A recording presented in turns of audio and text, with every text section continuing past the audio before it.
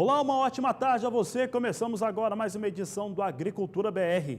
Eu vou começar essa edição falando a respeito da movimentação dos portos. Hoje mais cedo eu estava conferindo o line-up para ver como é que está a situação da soja a ser embarcada pelo Brasil. Aproveitei para ver como é que vem essa movimentação, ou como foi essa movimentação durante o mês de janeiro para os portos no estado do Paraná. E considerando os portos de Paranaguá e também Antonina, os embarques totais chegaram a 1.850.000 toneladas no mês de janeiro de 2019. É uma alta relevante frente àquilo que acontecia ao mesmo período do ano passado. Um fato que chamou bastante atenção é que a chegada de malte e também de cevada foi bastante expressiva no Paraná no último mês. Vamos ver no gráfico como é que ficou essa situação aqui em relação aos embarques brasileiros via importação Paranaguá. Malte e cevada alcançou 80.100 toneladas, uma alta muito expressiva. Você vê aqui 160% de alta em relação a esses produtos que são utilizados para a produção de cerveja. O total que chegou no Porto de Paranaguá foi de 1.850.000 toneladas, uma alta de 14%.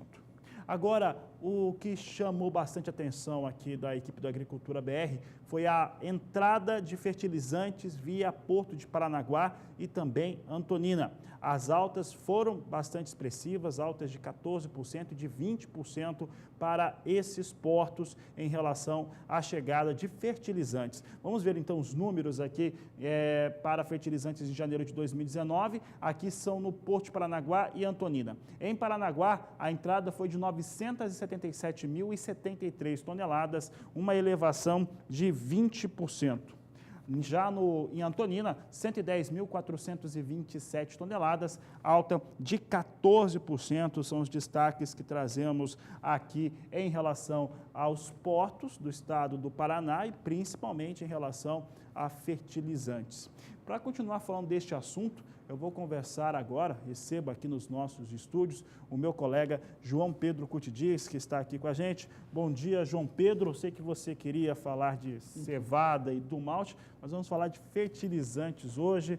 Seja bem-vindo à Agricultura BR. A gente viu os números agora em relação à importação.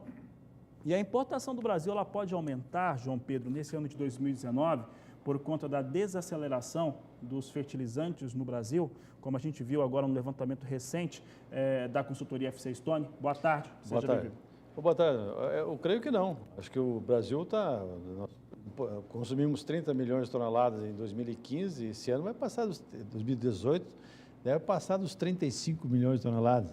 O Brasil é um dos maiores mercados no mundo de fertilizantes, porque o Brasil tem uma área plantada grande e são solos pobres.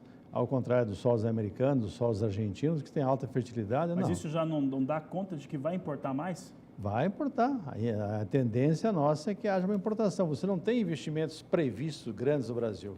A única coisa que está mudando no Brasil, você tem hoje 75% é importado, 25% é nacional. Os nitrogenados, que a grande parte está na mão da Petrobras, há um interesse da Petrobras em vender essas unidades ou desativá-las, há uma briga entre elas. Estão sendo descontinuadas, principalmente no Nordeste, no estado do Sergipe, isso tem ocorrido. Lá e você também tem, hoje o insumo básico de produzir nitrogenados é gás natural. Com o avanço da exploração do pré-sal, você tem uma oferta muito grande de gás natural. Só que tem que ter um preço competitivo. Caso contrário, a ureia, os derivados nitrogenados, MAP, DAP, etc., eles chegam a um preço menor que o produzido no Brasil. E as empresas misturadoras, elas compram isso com prazo de 6 meses, elas pegam um capital de giro relativamente barato, mesmo correndo o risco cambial. Então, há um interesse deles em importar.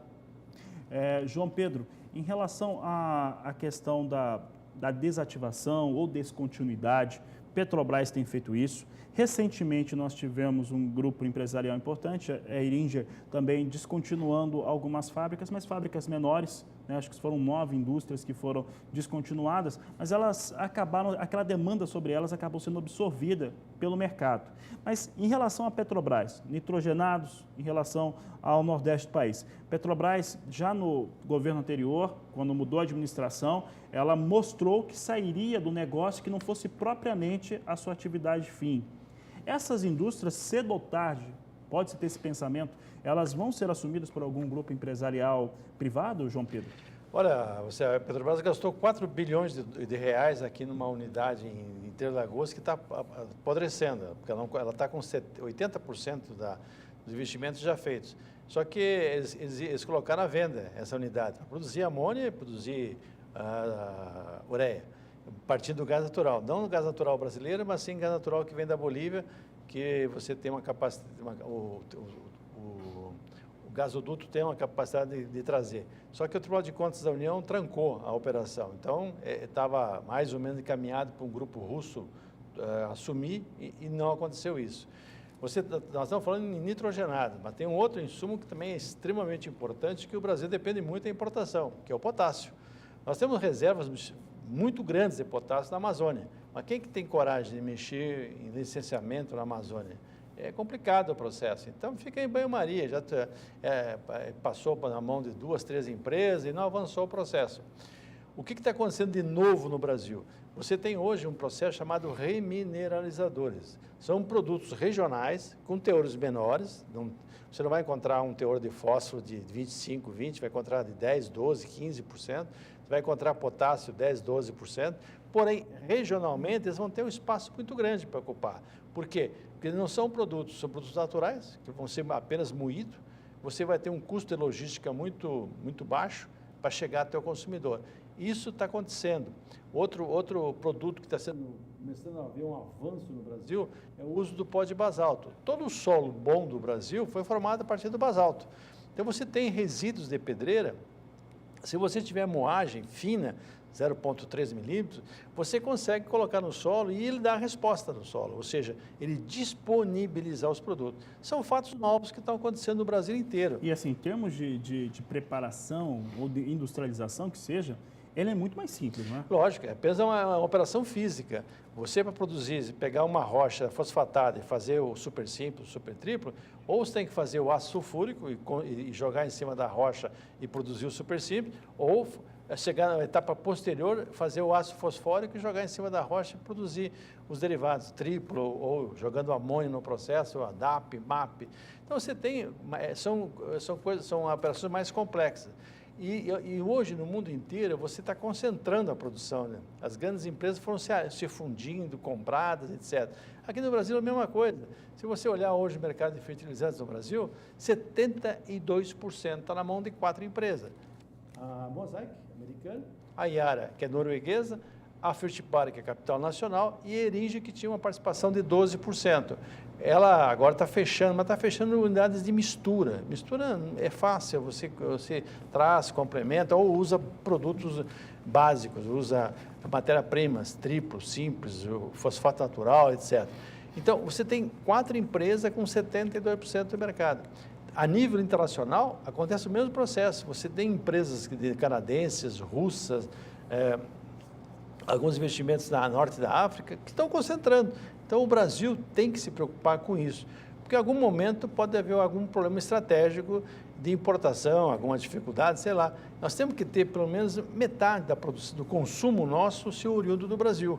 E você tem condições hoje de olhar um mapa geológico do Brasil, você encontra formações com potássio, com fósforo em vários estados da federação. É uma questão, e esse trabalho, é um trabalho mais barato, exige menos investimento, menor dificuldade de licenciamento, ou seja, há condições de acontecer a curto prazo. A nossa ministra da Agricultura foi indicada pelo presidente Bolsonaro para comandar esse processo. Há o interesse do governo atual de incentivar essas alternativas. João Pedro, essas alternativas são interessantes porque elas, por serem mais simples, elas conseguem ser desenvolvidas nas mais variadas localidades. Eu só quero trazer atenção agora, né, falando a respeito aqui do que eu falei e que o João Pedro falou agora na entrevista, eu abri o programa dizendo a respeito das importações nos portos do Paraná, falei que houve uma elevação muito expressiva em janeiro da entrada de fertilizantes em Paranaguá e também Antonina, cerca de 20%, e a tendência é isso que está escrito na tela mesmo, né? No ano de 2019 tem uma entrada ainda mais firme de fertilizantes. Aí a questão de custo, ela vai estar muito ligada também aos fatores de mercado, como o dólar, entre outros. Agora, João Pedro, falando a respeito da região norte do país, região amazônica, essa possibilidade, né, de você ter uma extração lá de potássio. As recentes situações criadas, principalmente por conta agora de Brumadinho, licença ambiental que tinha todas as exigências, aparentemente estavam cumprindo, mas acabou tendo um incidente. A situação de extração, de uma maneira que venha trabalhar economicamente, é uma situação que não é a que nós temos hoje no norte do país, na região, na Amazônia, principalmente na Amazônia Legal. Hoje, você acredita que está mais distante por conta das pressões internas e também internacional? Olha, eu acho que você tem tecnologia para fazer exploração sem nenhum problema. Você tem condições, só exigir dos empreendedores que façam isso. Se você pegar Carajás, por exemplo, que está no meio da floresta amazônica, ela produz 200 milhões de toneladas de minério, 200 milhões de toneladas de minério por ano. É uma empresa, há condição, não há nenhum problema, você tem tecnologia para isso. Essas barragens antigas que tinham em Minas, que foram aquele processo de ir colocando os resíduos e acomodando e tal, elas são arriscadas. Mas quando você pensa em potássio, você não vai ter grandes represas para armazenar rejeito, não vai. Você tem condições de explorar isso sem grandes impactos ambientais. E o fósforo, você tem, o Brasil você tem as reservas de Araxás, a casa de Minas, que são apatitas.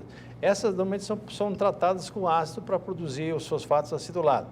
Você tem outras regiões do Brasil que não tem 100, 200 milhões de toneladas de reserva, mas tem 20 milhões, 30 milhões, que você pode usar in natura. Tem fosfato natural sedimentado com resultados excepcionais na agricultura.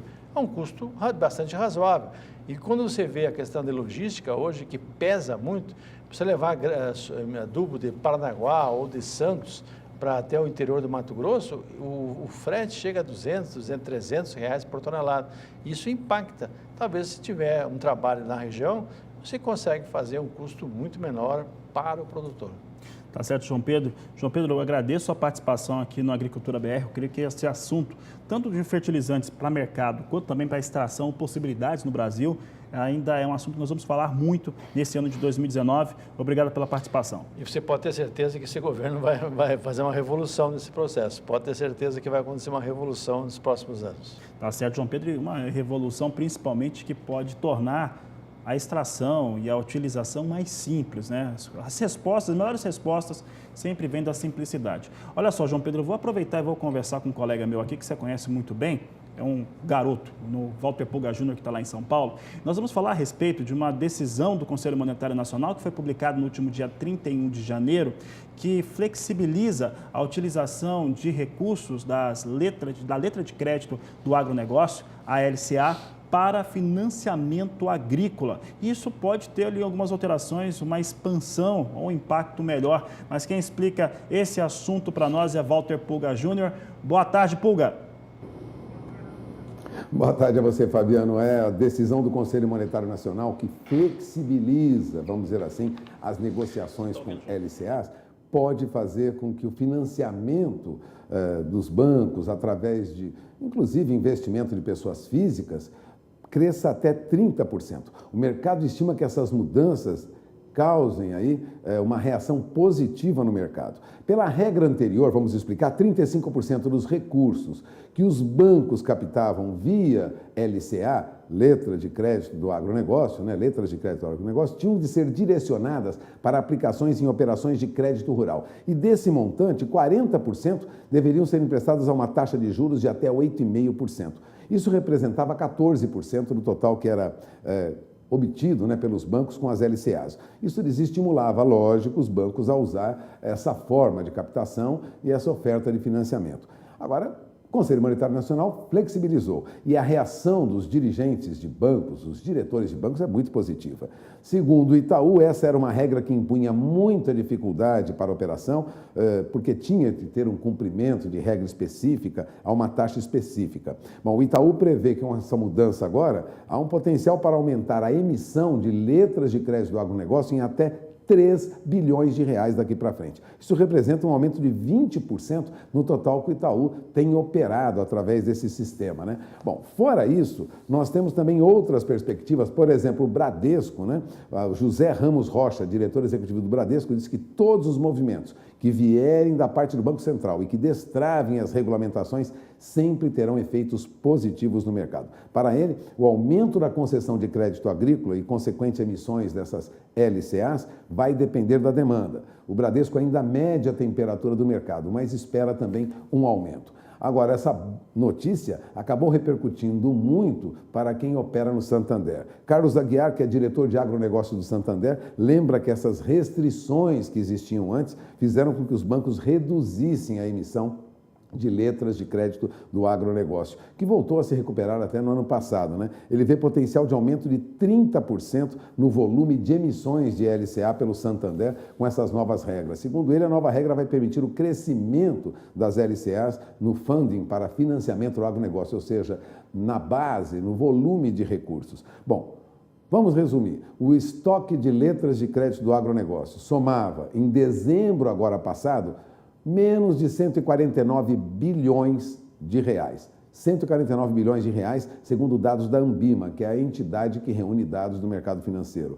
Mas a carteira total do crédito rural era de 256 bilhões aproximadamente, considerando aí o crédito rural para pessoas físicas e jurídicas, o que mostra, na verdade, que há um grande espaço ainda para que haja um crescimento das conhecidas LCAs. Agora, qual é a vantagem da LCA? Por isso que o produtor rural deve estar atento a essa movimentação, esse modo de operação de financiamento do agronegócio. Além da isenção fiscal, as LCAs contam com a cobertura do Fundo Garantidor de Crédito até o limite de R$1 milhão, respeitando aí o limite de R$250 mil por instituição financeira. E, além disso, vamos repetir, para pessoas físicas, a isenção de imposto de renda. Portanto, é um incentivo que deve carrear, vamos dizer assim, recursos em volume maior para o agronegócio. A intenção do governo é repassar para o setor privado boa parte do financiamento que hoje é concedido pelo governo a juros subsidiados. Ele quer repassar para os bancos, ele quer jogar isso para a iniciativa privada, mas, lógico, com a possibilidade de que haja uma negociação melhor para o produtor rural. Afinal, juro subsidiado custa caro para o governo, mas o produtor também não pode arcar com os custos comuns de mercado, como nós temos tido, com juros muito elevados. Por isso, LCA é uma perspectiva boa e deve crescer 30% este ano no Brasil, com essas regras agora flexibilizadas. Produtor rural, de olho na informação, porque isso vai trazer também mais recursos, né? E é possível trabalhar com as notas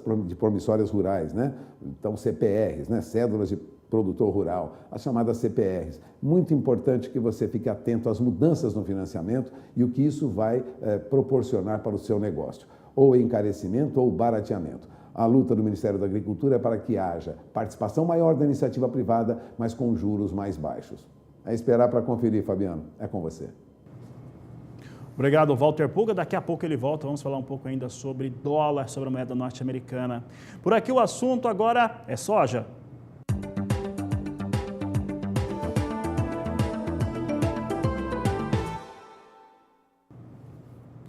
E vamos trazer agora o levantamento da consultoria Datagro em relação à colheita de soja no Brasil.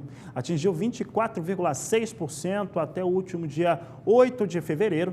Foi um avanço um pouco mais lento, mas mesmo assim garante uma situação de colheita superior àquilo que acontecia na safra passada e também a média dos últimos 5 anos. É o que você vai conferir comigo agora na tela. Você tem agora o gráfico que mostra a situação de colheita, de acordo com o Datagro, até 8 de fevereiro de 2019, 24,6%. Uma semana antes estava em 18,3%, portanto, tivemos aqui um avanço de 6,3 pontos percentuais. A média dos últimos 5 anos é de 12,3%, assim vem a situação de colheita de soja de acordo com o Datagro no Brasil. E quando nós falamos de colheita de soja, estamos falando principalmente dos grandes estados produtores do país, e é por isso que eu vou conversar com a Juliana Rezende, porque ela vai falar aí para o produtor rural como é que está a situação climática. Olha só, vou trazer aqui a Juliana Rezende, pode colocar aqui nessa tela? Tá. Tudo bem, vamos falar com a Juliana Rezende. Juliana, olha só, alguns dos estados estão com bastante chuva, o caso do Mato Grosso do Sul, alguns produtores me informavam hoje mais cedo que máquinas estavam paradas, não tinha condição de continuar o trabalho. Como é que fica a previsão do tempo nesses estados? Boa tarde, seja bem-vinda. Olá, Fabiano, muito boa tarde a todos que nos assistem. Pois é, a chuva vem acontecendo de forma mais expressiva na região central brasileira, isso por conta da frente fria que conseguiu avançar pela costa do país e ajuda a organizar então um corredor de umidade que atravessa a região centro-oeste. A situação de umidade do solo aumentou bastante em áreas do sudeste e centro-oeste, principalmente por conta dessa frente fria então que atuou na costa da região sudeste. Até meados do dia 19 de fevereiro ainda tem previsão de pancadas de forte intensidade, tanto em áreas produtoras de São Paulo, Minas Gerais, Goiás, Mato Grosso e até alguns pontos do norte do Mato Grosso do Sul. Esse corredor de umidade vai seguir influenciando as instabilidades na região, por isso tem previsão de chuva forte, temporais, a chuva deve seguir bastante persistente, tanto que os acumulados de chuva devem seguir mais elevados agora nesses próximos dias. Acumulados de chuva que podem alcançar 70 milímetros entre Minas Gerais, Goiás, até 50 milímetros no Mato Grosso e no estado de São Paulo, principalmente em áreas mais ao norte da faixa leste, o acumulado de chuva fica ainda mais elevado e pode superar até os 100 milímetros. A boa notícia é que para a próxima semana esse cenário já diminui cada vez mais. As instabilidades perdem intensidade, então, em grande parte da região central brasileira, nas principais áreas produtoras de soja do país. Meados do período do dia 20 até o dia 24 de fevereiro, os acumulados de chuva já ficam bem menores, variando de 15 a 30 milímetros, aí já não tem mais risco para chuva tão forte, volumosa, que possa seguir atrapalhando, então, o andamento das atividades de colheita nos principais estados produtores brasileiros. Durante o terceiro e último período, até o comecinho do mês de março, esse cenário deve ainda persistir. Pancadas de fraca intensidade, sem grandes volumes de água. Então, para a próxima semana, o cenário melhora cada vez mais para os principais estados produtores de soja aqui do Brasil. Expectativa de diminuição da chuva e aí os produtores, então, podem retomar com o andamento das atividades de colheita da soja em toda a região central brasileira. Daqui a pouco eu volto com mais previsão do tempo. Juliana, obrigado pela participação. Daqui a pouco a gente volta a se falar. Por aqui o assunto segue sendo soja, mas agora falando a respeito da outra parte, a parte da demanda. E a China, ou o governo da China, anunciou como é que foi a importação, a compra de soja no último mês, em janeiro, o que chegou de soja na China. Foram 7.380.000 toneladas, uma queda de 13% quando comparado ao mesmo período do último ano. É o que nós vamos ver agora na tela, ver como é que a China é o maior comprador de soja do mundo, então esses dados aqui são muito importantes. Veja só, 7.380.000 toneladas foram o volume importado pela China de soja no mês passado, uma queda de 13% frente àquilo que acontecia no mesmo período do último ano. Então, são dados importantes e o mês de janeiro é marcado também por parte da China de uma aquisição mais intensa de soja norte-americana. O que nós temos dito aqui no Agricultura BR? Em fevereiro, março, tradicionalmente, ano a ano, nós temos o Brasil com a colheita de soja já de uma maneira mais expressiva, como você viu há pouco, nos dados que nós lançamos, mais de 25% já colhido. Isso significa que tem volume de soja para entregar o Brasil. Quanto maior for o volume de soja que o Brasil tiver para entregar, mais fica longe a compra de soja ou a subida de soja norte-americana para outros países, mas principalmente a China. O que quer dizer? A colheita de soja no Brasil é o ponto de corte da exportação norte-americana. Mas como houve aquela situação de conflito comercial entre Estados Unidos e China, a situação agora ela se difere um pouco. Por quê? Porque os Estados Unidos, neste momento, têm muita soja para vender e o Brasil passa a ter volume, que é o volume tradicional que o país tem a partir agora de fevereiro, março, e esse volume vai aumentando. Então, China, neste momento, tem fornecedores distintos de soja, principalmente se o acordo entre os dois países, China e Estados Unidos, vier a ocorrer. Então, o mercado tem bastante especulação ainda sobre isso. O presidente dos Estados Unidos, Donald Trump, disse que pode prorrogar ainda esse acordo que tem com os chineses para chegar numa situação melhor para os dois países. Enquanto isso, o mercado vai aguardando novas informações. Nos portos brasileiros, que nós vamos trazer, Paranaguá e Santos, vinha com alta. Vamos saber como é que vem agora? Vem com alta mesmo, você vê que há uma clara recuperação de valores para esta quinta-feira. R$ 79,00 a saca de 60 quilos é o valor que nós trazemos agora para a soja saca de 60 quilos nos portos, de acordo com a apuração da Grãos Corretora. Eu agradeço a participação da Grãos. E olha, a seguir no Agricultura BR você vai ver que o plantio do milho de inverno, ou segunda safra, tem uma aceleração expressiva nesta última semana e chega a mais de 36% no centro-sul do Brasil. Nós vamos para o intervalo e voltamos já.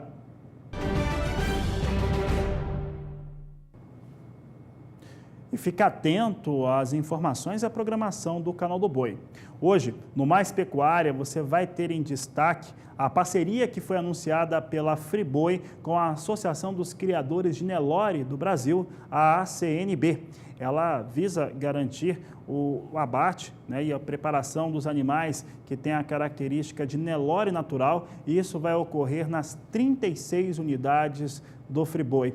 Então, você que acompanha a programação, hoje, Mais Pecuária com Jorge Zaidan vai trazer esse destaque importante para a pecuária brasileira.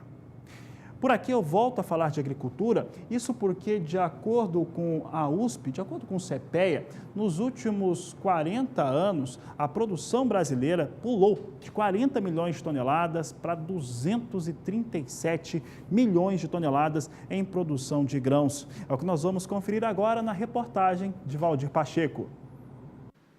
A produtividade da agropecuária entre 1975 e 2017 tem impulsionado o setor, graças a uma evolução anual a uma taxa média de 3,43%, superior ao da agricultura americana de 1,38% ao ano. Em período mais recente, de 2000 a 2017, a média brasileira alcançou 3,8% ao ano. De acordo com a Secretaria de Política Agrícola do Ministério da Agricultura, Pecuária e Abastecimento, um conjunto de fatores influenciou a produtividade. Os mais importantes foram as políticas setoriais, o aumento de investimentos, o financiamento através do crédito rural, abertura de mercados externos e produtos nacionais e a adoção de novos sistemas de produção. Estados que lideram a produção agropecuária e as exportações são também os que representam as maiores taxas de crescimento de produtividade, como Mato Grosso, Minas Gerais, Goiás, Bahia, entre outros. Em 42 anos, a produção de grãos passou de 40,6 milhões de toneladas para 237,8 milhões de toneladas. Os destaques são para a cultura da soja e milho segunda safra. A produção de carne bovina passou de 1,8 milhão de toneladas para 7,7 milhões de toneladas. A quantidade de carne suína cresceu de 500 mil toneladas para 3,8 milhões de toneladas e a de frango de 373 mil toneladas para 13,6 milhões de toneladas. O estudo teve a colaboração de servidores da Secretaria de Política Agrícola, de pesquisadores do Centro de Estudos Avançados em Economia Aplicada, CPEA-USP, e do Departamento de Agricultura dos Estados Unidos, com a sigla em inglês USDA. Valdir Pacheco para o SBA, Sistema Brasileiro do Agronegócio.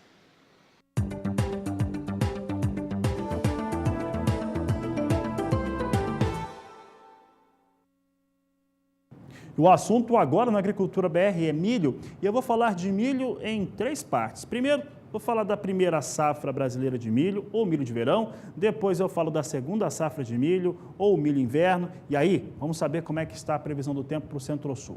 Mas eu começo falando a respeito da colheita do milho de primeira safra, que de acordo com a consultoria da Tagro, atingiu 13,7% da área. Você confere aqui na Agricultura BR como é que vem essa colheita do milho de primeira safra no Centro-Sul do Brasil. Você observa que, de acordo com a consultoria, até o dia 8 de fevereiro deste ano, estava em 13,7%.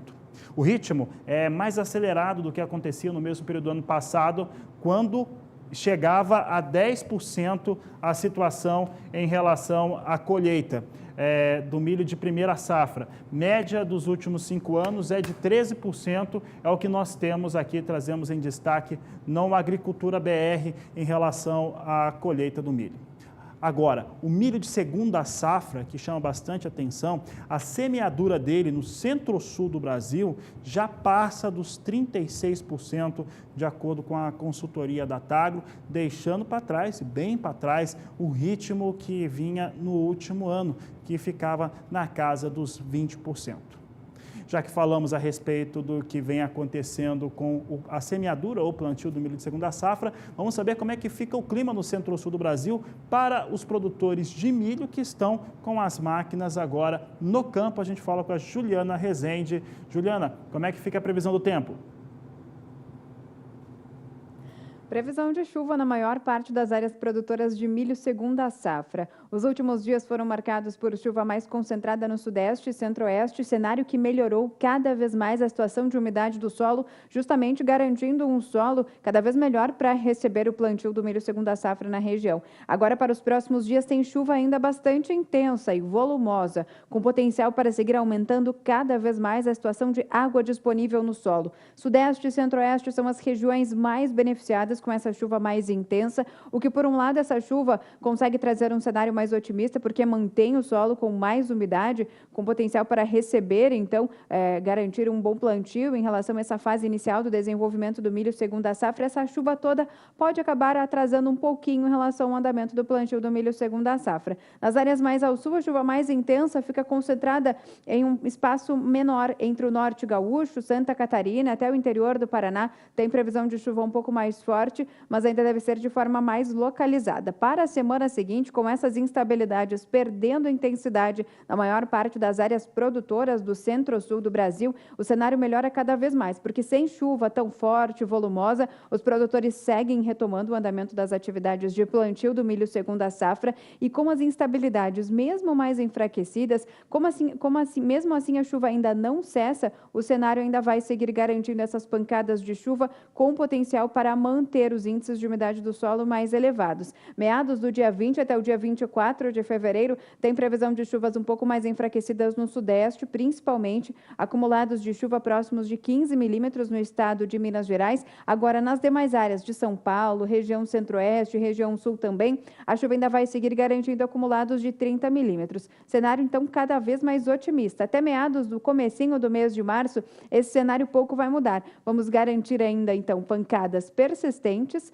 duradouras na maior parte das áreas produtoras de milho segunda safra, e como essa chuva não vem de forma tão intensa e volumosa, com risco de temporais, os produtores devem seguir avançando cada vez mais com o plantio do milho segunda safra. E como essa chuva persistente e duradoura, cenário que mantém o solo em boas condições de umidade para receber o plantio do milho segunda safra na região, especialmente no centro-sul do país. Daqui a pouco eu volto com mais previsão do tempo.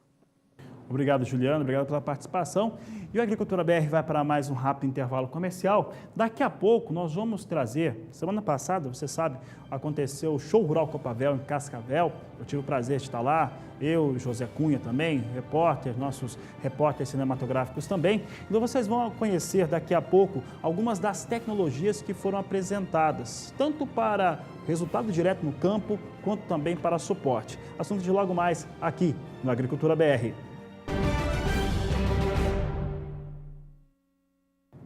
Eu tenho falado aqui nas edições do Agricultura BR, na primeira, na segunda e também na terceira, a respeito da retomada e a abertura da série de leilões judiciais 2019 aqui no Canal do Boi. O primeiro compromisso, ou grande oportunidade, ocorre neste próximo dia 28 de fevereiro, no qual os investidores, produtores rurais, empresários, vão ter a condição de fazer negócio e investir no setor sucroalcooleiro, num grande complexo localizado no estado de Alagoas, a 90 quilômetros da capital Maceió. É uma região totalmente vocacionada para a produção e processamento de cana-de-açúcar. Tão importante quanto essas informações que eu disse é em relação também ao deságio para aquisição no leilão. A primeira safra tem um deságio de 51%. Você vai saber mais agora na reportagem de Valdir Pacheco.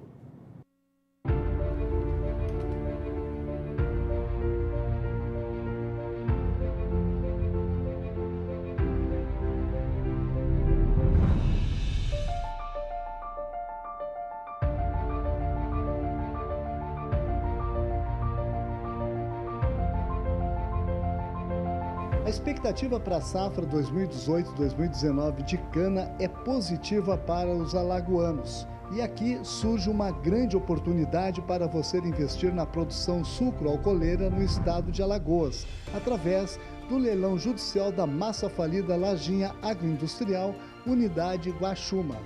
A unidade está em uma área de 17.154 hectares, localizada no município de Coruripe, em Alagoas. A primeira praça será no dia 28 de fevereiro de 2019, às 14 horas de Brasília, com deságio de 51%. A segunda praça será no dia 12 de março de 2019, às 14 horas de Brasília, com deságio de 55%.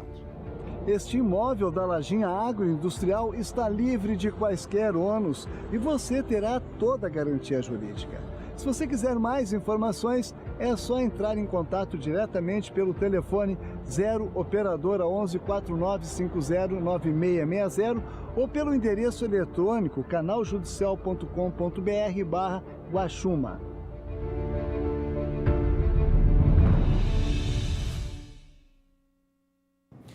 E durante o Show Rural Copavel, na última semana, eu andei pela feira para tentar identificar novidades, lançamentos que dão suporte ao produtor rural ou que ajudam a trazer maior produtividade. É o que você vai acompanhar agora nesta reportagem. Muitas novidades foram apresentadas durante o Show Rural Copavel. Produtores rurais de todo o país estiveram presentes na feira em busca de soluções para aumento de produtividade e rentabilidade. Algumas diretamente na produção e outras aplicadas na estrutura da propriedade. Esse produto, assim, bastante diferente dos outros produtos aqui apresentados na feira, é um produto voltado especificamente para pisos de concreto. Esse é o foco que a gente trouxe essa solução, porque independente do ramo de atividade, pode ser agricultura para estoque de grãos, pode ser bovinos para confinamento, eles sempre vão ter algum tipo de piso de concreto. E o piso de concreto, ele tem uma mão de obra muito grande. É necessário, para um bom piso de concreto, dentro das técnicas, dentro das normas, é necessário que seja aplicado no mínimo uma tela. Essa tela tem a necessidade de uma grande mão de obra para colocar espaçadores para manter a tela na posição correta. Então essa fibra ela vai direto dentro da massa de concreto. Pode ser na betoneira ou no caminhão. A fibra é lançada como se ela fosse um agregado. Lança a areia, lança a brita e lança a fibra de aço. Também houve lançamento de tecnologia para controle do amargoso na soja e milho voluntário. Quinox é um herbicida para folha estreita, para manejo de ervas resistentes, e ele é uma mistura de cletodin, do nosso Select, mais o aloxifop. Então, nós conseguimos colocar num só produto dois ativos que são os mais eficientes do mercado, fazendo com que o produtor tenha disponível um controle de amargoso muito eficiente, além do que um controle de milho voluntário. Teve também lançamento de variedade de milho resistente a 6 tipos de lagartas. No que diz respeito ao controle de pragas, o PowerCore Ultra ele controla as 6 principais pragas da cultura do milho, entre elas a lagarta do cartucho, a lagarta da espiga, então são pragas bastante relevantes para a região. Depois a gente tem também a inclusão da oferta desse produto na marca Brevante com o Dermacore Poncho. São tratamentos de sementes bastante importantes para as lagartas e pragas das fases iniciais da cultura, como por exemplo, coró. E por fim, ela tem intolerância a 2 herbicidas, como o glifosato e o glifosinato. Durante o Show Rural Copavel, a presença das gigantes do agronegócio mundial foi constante. Neste aspecto, uma coletiva de imprensa explicou a aquisição da Monsanto pela Bayer. O anúncio aconteceu em 2016 e para que fosse aprovado pelos órgãos antitrustes, foi necessário que a Bayer fizesse alguns desinvestimentos. O desinvestimento ele foi parte do processo regulatório da aprovação, então foi uma decisão negociada com algumas autoridades regulatórias. Foi feito o desinvestimento de soja, foi feito o desinvestimento de algodão e algumas outras unidades de produto. O desinvestimento evidentemente foi feito com o maior cuidado possível, porque envolvia não só produtos, mas pessoas que transitaram para uma outra companhia.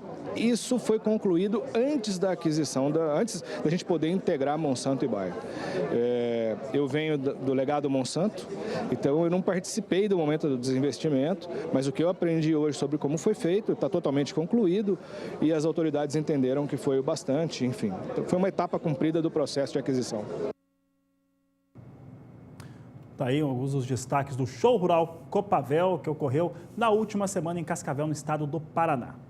E olha, a Agricultura BR vai agora para um rápido intervalo comercial. Daqui a pouco nós vamos falar sobre movimentação de vendas de máquinas e implementos agrícolas e as expectativas para este ano de 2019. Aproveite para entrar em contato conosco, mande foto, vídeo da sua produção, mande aquilo que você quer ver no programa, no nosso número de WhatsApp. É o 67996562266. Nós voltamos já.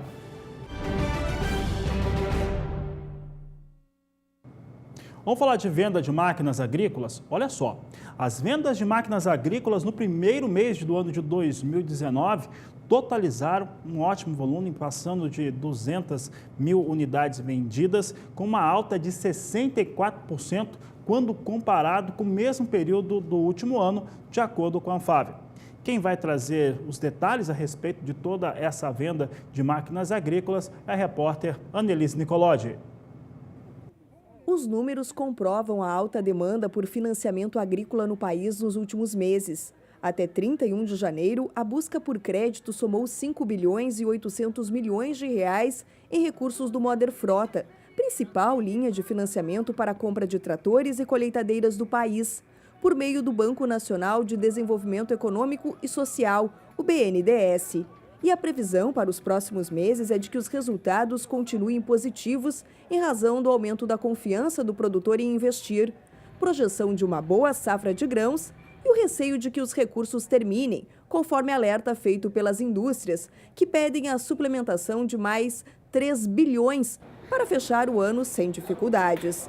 No mês de janeiro, 2.600 unidades foram comercializadas no Brasil. Eu vou continuar falando um pouco sobre máquinas, porque a ABMAQ, Associação Brasileira da Indústria de Máquinas, ela divulgou também dados a respeito daquilo que ela acredita que deve acontecer no ano de 2019. E a associação, ela acredita numa alta, comparado ao ano de 2018, na ordem de 10%. É isso mesmo. Máquinas agrícolas, implementos agrícolas com uma venda 10% superior àquilo que aconteceu no último ano. É claro que isso depende de uma série de fatores, e esses fatores passam pelo câmbio, passam pelo desenvolvimento da agricultura, que está indo muito bem, e, claro, a disposição de recursos. Nessa questão da disposição de recursos para a estruturação, ela coloca a seguinte questão: o que precisa nas linhas de crédito, né, minimamente, é claro que acaba utilizando mais recursos do que isso, mas o que precisa nas linhas de crédito de acordo com a ABMAQ. Aqui, de acordo com ela, os investimentos para máquinas e implementos agrícolas no Moder Frota, 3 bilhões de reais. Para o PCA, 700 milhões de reais e na linha do Inovagro, 400 milhões de reais. Em 2018, as vendas de máquinas e implementos agrícolas foram 12% superiores quando comparado ao ano de 2017, de acordo com a ABMAQ, que lembrou os dados do último ano. Então, entre 2017 e 2018, venda de máquinas e implementos agrícolas cresce 12%. Agora, de 2018 para 2019, expectativa de crescimento de 10%. Se for contar com o mês de janeiro já teve muito recurso disponibilizado, muitas máquinas sendo vendidas, 2.600, com alta de 64% comparado a janeiro do ano passado. Portanto, o ano começou bastante agitado também na comercialização de vendas de máquinas e implementos agrícolas. Mudo de assunto agora para falar do clima na fronteira agrícola do Mato Piba, Maranhão, Tocantins, Piauí e Bahia. É por isso que eu vou voltar a falar agora com a Juliana Rezende, que está aqui conosco. Juliana, como é que fica a previsão do tempo para essa fronteira agrícola? Olha, Fabiano, diferente do mês de janeiro, que tivemos falta de chuva na principal fronteira agrícola do país, o Mato Piba, fevereiro já vem se mostrando de bons acumulados de chuva. Já tivemos acumulados próximos de 50 a 70 milímetros nessa primeira quinzena do mês e tem mais chuva ainda vindo por aí. Agora, nesses próximos dias, na principal fronteira agrícola do país, até o dia 19 de fevereiro, os acumulados de chuva seguem elevados. As áreas de instabilidade migram cada vez mais para a metade norte do país. E aí, a fronteira agrícola do Mato Piba segue beneficiada. Tem previsão de acumulados de 50 até 70 milímetros em toda a fronteira, Bahia, Tocantins, Maranhão e também Piauí. São bons acumulados de chuva para um curto período de tempo. A partir do segundo período, entre os dias 20 e 24 de fevereiro, a chuva diminui de intensidade gradualmente. Mas a boa notícia é que as chuvas não cessam. Não tem previsão de tempo firme voltando a predominar de forma persistente na região. Apenas as pancadas garantem menor volume de água. Os estados do Tocantins, Maranhão e Piauí ainda devem receber acumulados que ultrapassam os 30 milímetros no decorrer do período do dia 20 até o dia 24 de fevereiro, e aí a Bahia deve ter a maior diminuição, então, das instabilidades, já com acumulados de chuva próximos apenas de 15 milímetros.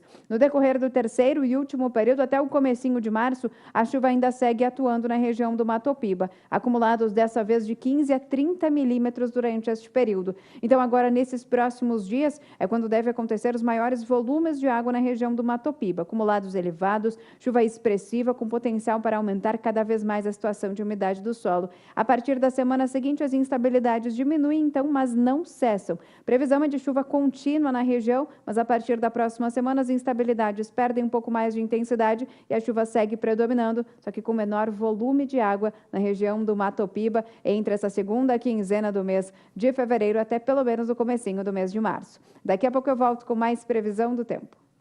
Tá certo, Juliana, obrigado pela participação. A Agricultura BR agora vai para um rápido intervalo comercial. Daqui a pouco nós vamos trazer uma reportagem que foi feita na capital federal pela Catarina Martorelli, no qual ela acompanhou uma reunião de deputados com produtores rurais que discutiram o assunto da mais importante ordem, endividamento agrícola e como que está esse endividamento para o produtor rural. Então, daqui a pouco, produtor, fique conosco, nós vamos trazer as informações e o que está se discutindo no Congresso Brasileiro.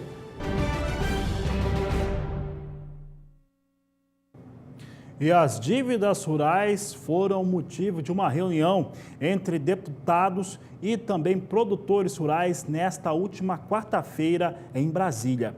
Quem acompanhou essa conversa foi a repórter Catarina Martorelli. O debate reuniu parlamentares da Comissão de Agricultura da Câmara e lideranças do agro. Produtores rurais como José Alípio, da Bahia. A seca o fez acumular muitas dívidas.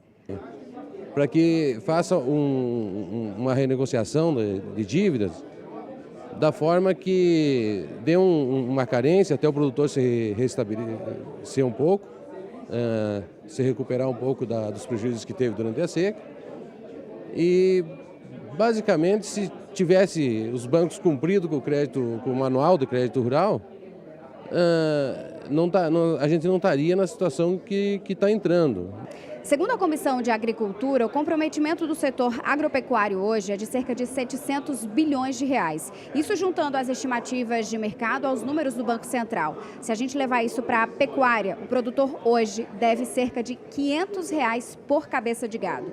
O objetivo hoje aqui é tratar sobre o endividamento agrícola, né, em vários segmentos do agro que nós temos percebido que muitos segmentos atuam de forma isolada e a Andaterra entende que é o momento de todos os segmentos do agro se unirem em torno de uma pauta única. A ideia é saber as expectativas para os produtores em relação ao endividamento e custeios no agro e como a Comissão de Agricultura vai trabalhar a pauta neste novo mandato. Estamos apresentando, já foi feito no ano passado, mas agora fortalecendo, um projeto de lei e uma proposta não legislativa, já foi entregue ao presidente Bolsonaro e à própria ministra, de renegociação ou securitização da dívida agropecuária. Eu também consegui reativar a linha da circular 46 do BNDES, que alonga o endividamento em 12 anos com 3 de carência, onde nós estamos propondo uma redução do juro desta linha, que poderia atender ainda mais setores, Portanto, agora a decisão é uma decisão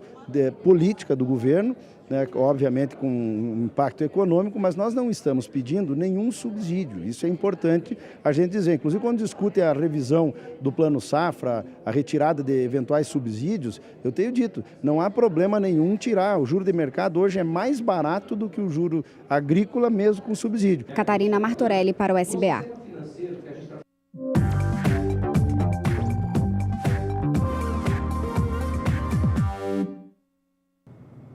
A Agricultura BR responde, então você sabe que tem a participação do telespectador agora. Vamos saber quem participa conosco. Eu sei que é do interior do estado de Goiás. Quem participa é Leandro Pacheco. Ele diz o seguinte: boa tarde, gostaria de saber a previsão do tempo para as próximas semanas para a minha região. Foi o que ele destacou em relação à pergunta. Quem responde é a Juliana Rezende, que já está aqui conosco. Juliana, como é que fica a previsão do tempo na região do telespectador? Bom, respondendo à dúvida do telespectador Leandro, da região do interior do estado de Goiás, Ipameri, a previsão é de pancadas de chuva de forte intensidade ainda nesses próximos dias. Como temos a atuação de um corredor de umidade na região central do Brasil, a expectativa é de chuva bastante expressiva em grande parte do estado de Goiás. Até o dia 19 de fevereiro, tem previsão de acumulados que podem até alcançar os 70 milímetros. Então, é bastante chuva para um curto período de tempo. Na semana sequente, a tendência de instabilidades perdendo um pouco mais de intensidade. A chuva ainda não cessa, mas as instabilidades agora já ficam mais enfraquecidas na região. Tanto que o acumulado de chuva na região em toda a faixa leste do estado de Goiás não deve passar de 15 milímetros no decorrer do período do dia 20 até o dia 24 de fevereiro. No decorrer do terceiro e último período, até os primeiros dias de março, a chuva volta a ganhar um pouquinho mais de intensidade, mas não tem previsão de acumulados tão elevados na região. E o cenário deve predominar assim ao longo de todo o mês de março. Pancadas de chuva mais fracas, com baixo volume de água, mas de forma regular e persistente na região da faixa leste do estado de Goiás. Hoje eu encerro por aqui a minha participação. Amanhã eu volto com mais previsão do tempo. Até amanhã. Até amanhã, Juliana, uma ótima tarde para vocês. Você sabe, né? Para participar do programa é simples. Você manda a sua mensagem no Twitter, no Facebook, no WhatsApp. No caso do WhatsApp, o nosso número é o 67996562266. Você pode mandar perguntas sobre clima, sobre mercado, sobre técnicas agrícolas. Pode mandar também foto, vídeo aí da sua produção. Nós estamos aguardando a sua participação. O programa é feito para você. E o Agricultura BR vai para o intervalo comercial, o último desta segunda edição. Daqui a pouco eu volto falando sobre soja em Chicago e também como é que vem o dólar comercial sendo negociado aqui no Brasil. Dólar que vinha com alta de 0,65%. Nós vamos para o intervalo e voltamos já.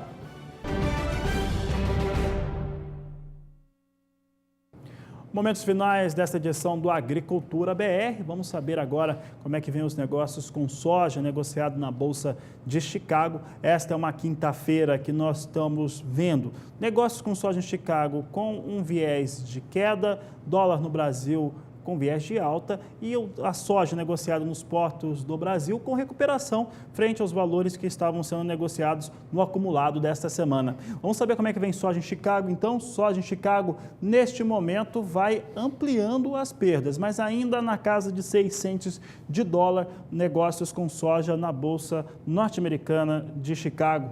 Posição de março é negociada a $9,09 mais 6 por bushel. Maio, $9,24 o bushel, negócios nas duas posições. Março é aquela que tem a maior liquidez. Posição de março, negócios a $9,37 mais 2. E agosto, $9,42 mais 6 por bushel. São os negócios que nós temos neste momento com soja na Bolsa de Chicago. Posições agora para dólar. Dólar que veio na última terça-feira com uma queda, veio com um registro de queda de 1,30%. Ontem recuperava boa parte dessa queda, fechou com alta de 1,05% e há pouco voltava a registrar alta. Vamos saber como é que vem o dólar agora. O dólar vinha com negócios próximo a 3,77. Agora ele cai um pouco, cai um centavo agora o dólar, vindo para R$ 3,76. A alta que já já foi de 0,66% durante a abertura do programa Agricultura BR, há cerca de 1h30, agora vem com uma alta, mas vem com uma alta menor, 0,36% de elevação para a moeda norte-americana, é o que trazemos agora com dólar comercial no Brasil, fundamentos importantes em relação a diversos produtos para a exportação nacional e também para a aquisição de insumos, evidentemente. Com essas informações, essa edição do Agricultura BR fica por aqui. Eu lembro que você pode acessar as análises, as informações, notícias e reportagens através das nossas mídias sociais, principalmente o canal do YouTube do Canal do Boi. Então acesse, tenha informação, daqui a pouco o programa na íntegra vai estar disponível por lá. Essa edição do Agricultura BR fica por aqui, eu retorno com a terceira edição a partir das 17h20, porque você já sabe. Este é o Agricultura BR, a inteligência e a transparência do agronegócio, sempre com você. A todos uma ótima tarde e até mais!